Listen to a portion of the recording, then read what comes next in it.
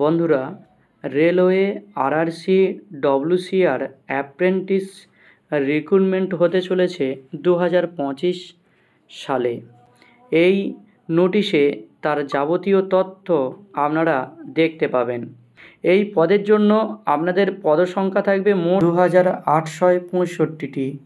এখানে দেখুন রয়েছে যে 30/8/2025 তারিখ থেকে আপনারা অনলাইনে আবেদন করতে পারবেন এবং তার লাস্ট ডেট থাকবে 29/9/2025, অর্থাৎ আবেদনের শেষ তারিখ থাকবে 29/9/2025।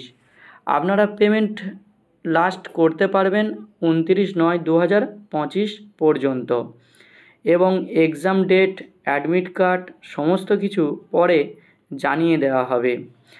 এইবারে আসছি অ্যাপ্লিকেশন ফিস কত হবে।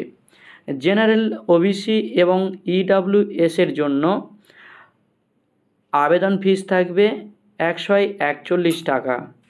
এসসি, এসটি এবং পিডাব্লিউডির জন্য থাকবে 41 টাকা এবং ফিমেল অল ক্যাটাগরিদের জন্য থাকবে 41 টাকা।